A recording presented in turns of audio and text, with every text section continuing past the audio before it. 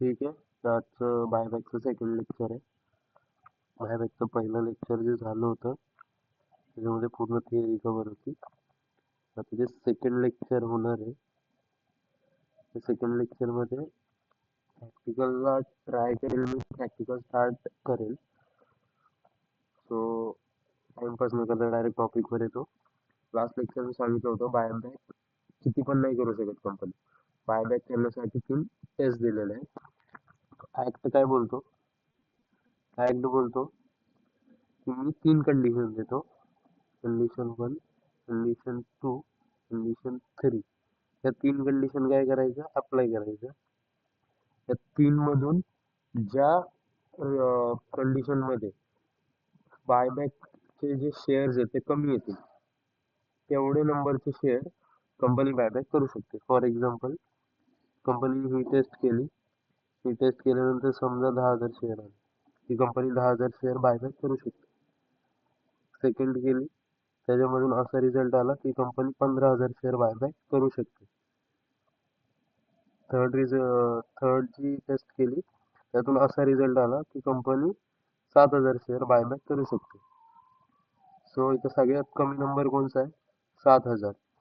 तर ह्या 3 टेस्ट केल्यानंतर ज्या टेस्टमध्ये सगळ्यात कमी नंबर येतील ते जे कमी नंबरवाले शेअर्स आहेत तेवढीच कंपनी बायबॅक करू शकते शेअर. तर त्या 3 टेस्ट काय आधी त्या बघून घेऊया. फर्स्ट जी टेस्ट येते त्या टेस्टला बोललं जातं share capital test. Share capital test म्हणजे कंपनीचे जे आउटस्टँडिंग शेअर आहेत मार्केटमध्ये ते शेअर इथे बघितलं जातं. एक मिनिट फक्त. Okay, share capital outstanding, share capital outstanding, share capital outstanding taste.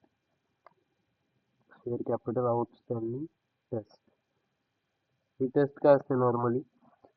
So ही टेस्ट बोलते की कंपनीकडे जेवढे टोटल शेअर्स आहेत, आउटस्टँडिंग शेअर म्हणजे कंपनीने जेवढे शेअर मार्केटमध्ये इश्यू केले, तिथे सांगितलेलं आउटस्टँडिंग शेअर म्हणजे कंपनीने जेवढे शेअर मार्केटमध्ये इश्यू केले. फॉर एक्झाम्पल, कंपनीकडे सपोज 10 लाखाचं ऑथोराइज कॅपिटल आहे. ऑथोराइज कॅपिटल म्हणजे टोटल पूर्ण लाईफमध्ये कंपनी 10 लाखाचे शेअर इश्यू करू शकते. पण कंपनीने आतापर्यंत मार्केटमध्ये फक्त 7 लाख इश्यू केले. तर या 7 लाखाचं फक्त 25% हे झालं आउटस्टँडिंग शेअर. हे झालं टोटल शेअर आणि हे झालं outstanding share. So share capital outstanding test आहे ना, ती काय बोलते 25% ऑफ शेअर्स आउटस्टँडिंग. म्हणजे कंपनी 25% शेअर बायबॅक करू शकते. कशाचे 25%? आउटस्टँडिंग शेअरचं, म्हणजे किती मार्केटमध्ये इश्यू केले. सो कंपनी 7 लाख इंटू 25%,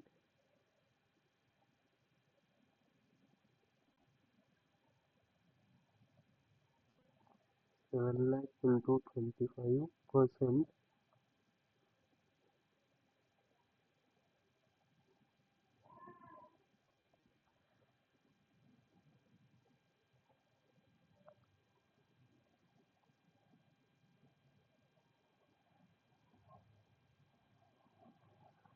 इथे रिझल्टचा ऑप्शन नाहीये, माझ्याकडे कॅल्सी नाहीये.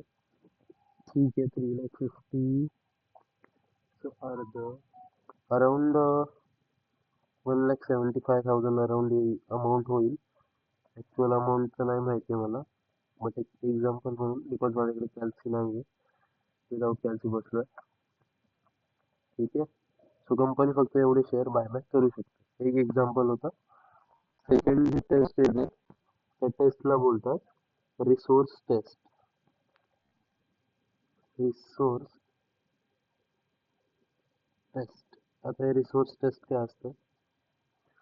सो रिसोर्स टेस्ट म्हणजे की कंपनीचे जे टोटल रिसोर्सेस आहेत, म्हणजे कंपनीकडे जेवढे टोटल अवेलेबल फंड्स आहेत त्या फंड्सचा 25% कंपनी बायबॅक करू शकते.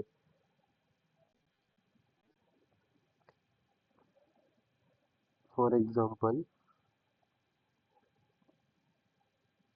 कंपनीकडे इक्विटी शेअर आहे, तर इक्विटी शेअर हे पण कंपनीचा एक प्रकारचा फंड आहे, कॅपिटल आहे, प्लस रिझर्व अँड सरप्लस. जेवढे सगळे रिझर्व्ह आहेत ते सगळे reserve and equity share capital मिळून बनतं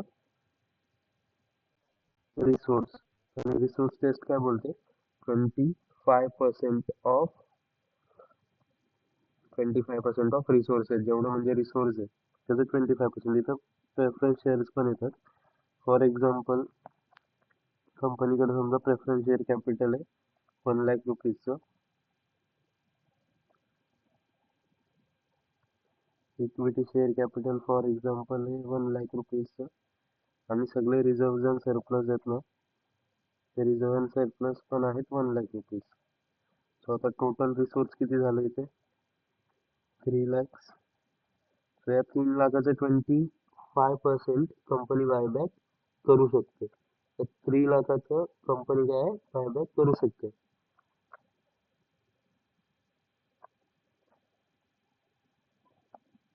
नंबर ऑफ शेअर्स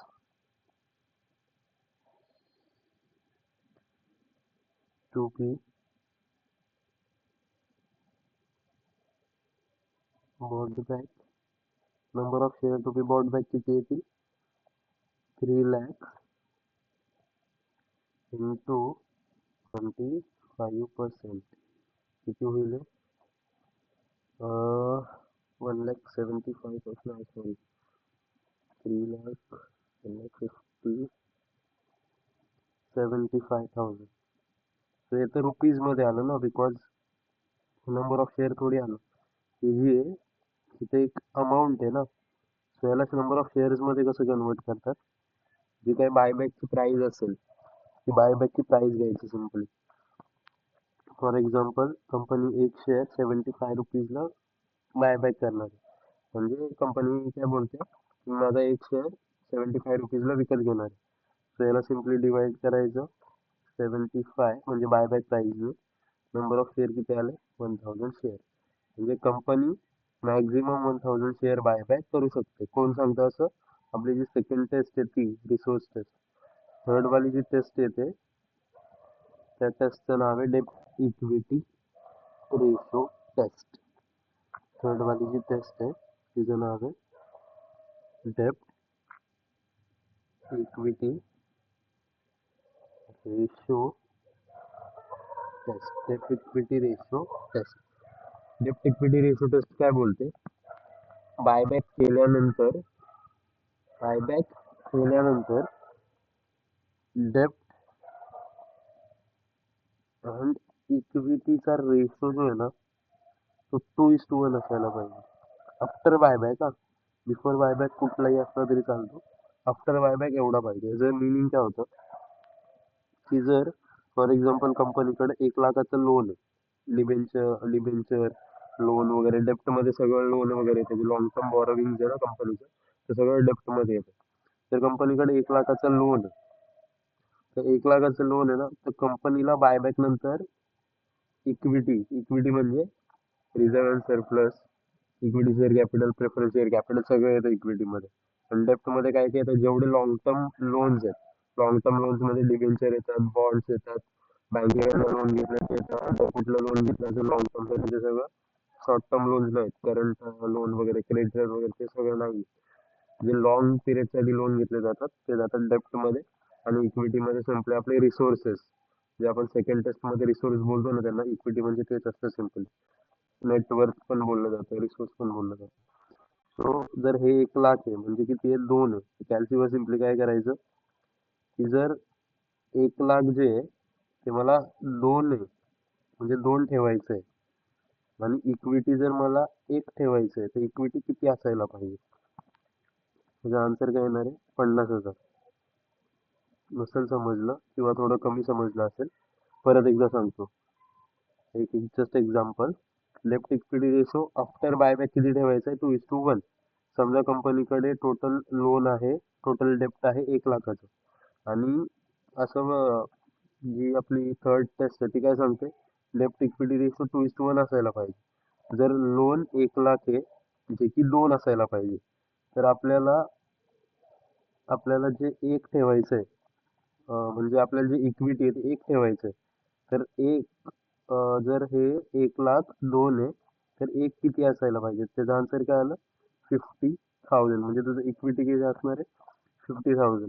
सिम्पली हे टेस्ट आहेत. हे जे टेस्ट आहेत ते जेव्हा प्रॅक्टिकली क्वेश्चन करू ना त्यावेळी बेटर समजतील. ओके.